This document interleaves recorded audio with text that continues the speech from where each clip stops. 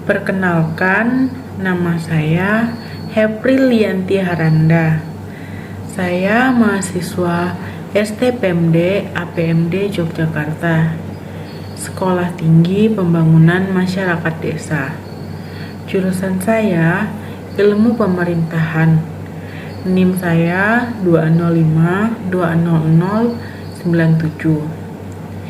Baik, di sini saya akan menjelaskan terkait teori tentang negara neoliberal. Sebelumnya saya ucapkan terima kasih kepada dosen pengampu kami, yaitu Bapak Sutoro Eko Yunanto. Baik, di sini ada beberapa poin penting yang akan saya bahas, itu terkait teori tentang negara neoliberal. Yang pertama yaitu krisis ekonomi. Krisis ekonomi pada awal tahun 1980-an itu melahirkan debirokratisasi, liberalisasi, privatisasi. Kemudian ini tuh ditolak oleh negara-negara industri atau negara developmental karena negara punya peran yang besar. Tetapi di Indonesia ini itu diterima.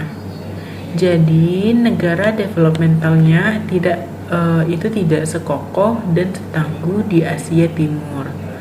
Lalu solusi negara neoliberal di negara barat itu diterima oleh Indonesia. Tetapi yang penting adalah krisis pada tahun 97-98 adalah krisis terbesar di Asia, secara khususnya itu di Indonesia. Nah, krisis ini merupakan hal yang luar biasa, termasuk Indonesia juga banyak yang rontok, tetapi juga ada yang memperoleh bekal. Krisis ini itu menimbulkan testimoni dan kritik bahwa pembangunan ekonomi, pertumbuhan ekonomi hanyalah fata morgana. Kemudian pada tahun 98 muncul tulisan Paul Ormerod The Good Economy, yaitu artinya kematian ekonomi. Yang paling penting ungkapan dari Presiden Korea Selatan Kim Dae-jung pada tahun 97 dia mengatakan bahwa krisis ekonomi Asia itu terjadi karena pemimpinnya lebih terpesona pada pembangunan ekonomi daripada demokratisasi. Jadi, Korea dan Taiwan itu mengalami krisis ekonomi, tetapi tidak separah Indonesia. Dan yang lebih penting, Korea sudah demokratisasi pada tahun 87. Kalau Indonesia pada tahun 98. Kemudian krisis ekonomi yang ada di Indonesia itu mendorong atau melahirkan keruntuhan otoritarianisme atau yang disebut keruntuhan Orde Baru, lalu melahirkan demokrasi. Yang kedua, krisis Asia.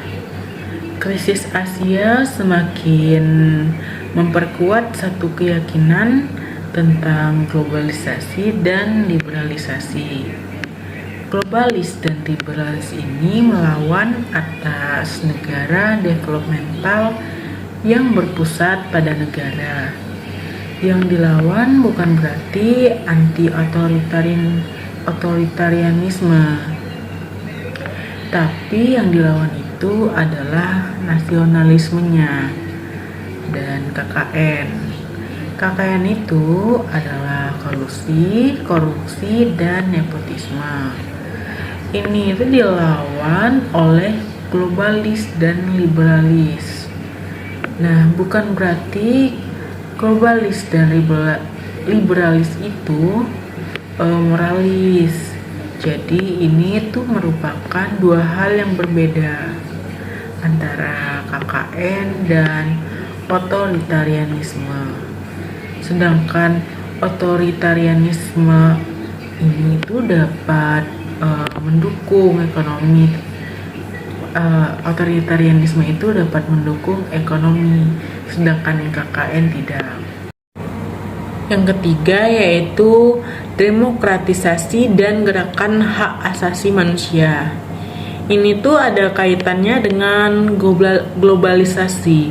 Jadi ada ikatan transnasional gerakan demokratisasi seperti yang kita lihat yaitu Indonesia. Kalau kekuatan bisnis globalisasi sebenarnya tidak peduli dengan demokratisme. Nah, ada 3 poin penting yang melekat pada demokratisasi. Yang pertama yaitu perlawanan terhadap developmentalisme. Yang kedua, merebut negara. Yang ketiga, adanya gagasan-gagasan untuk memperkuat rakyat. Antara lain ada partisipasi, transparansi, dan sebagainya.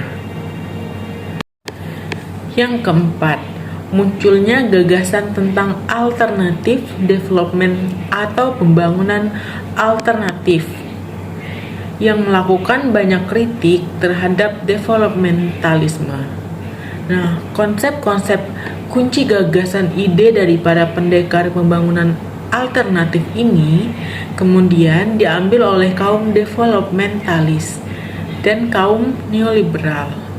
Hal ini menjadi taktik yang lebih canggih bagi neoliberalisme untuk memuluskan, melancarkan, memperkuat pembangunan.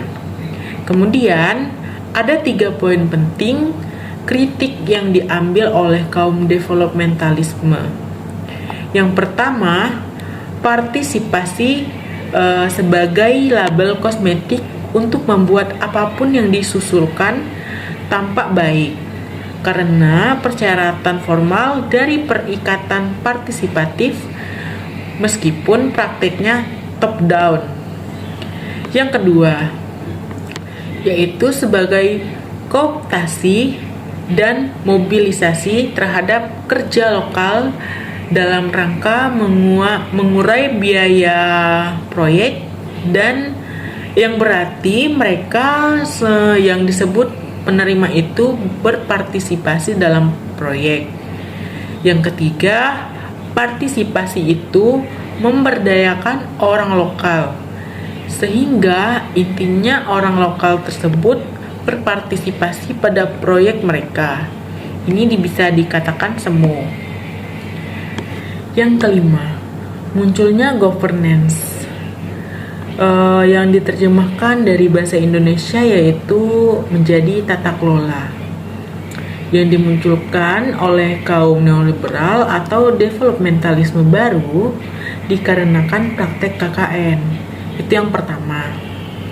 Lalu yang kedua, kaum neoliberal dan development kan tidak setuju terhadap negara yang terlalu nasionalisme yang terlalu kuat. Nah, kemudian juga ada participatory governance.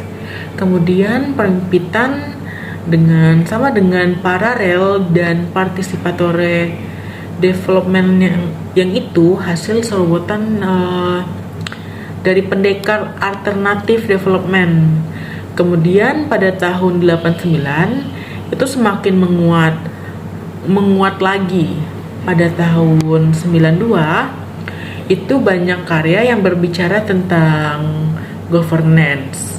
Lebih khususnya lagi itu tentang good governance. Lalu good governance itu dilembagakan secara resmi pada tahun 2000-an oleh Presiden SBY. Demikian beberapa poin penting yang dapat saya sampaikan terkait materi negara neoliberal. Apabila ada salah kata, saya mohon maaf. Saya ucapkan terima kasih.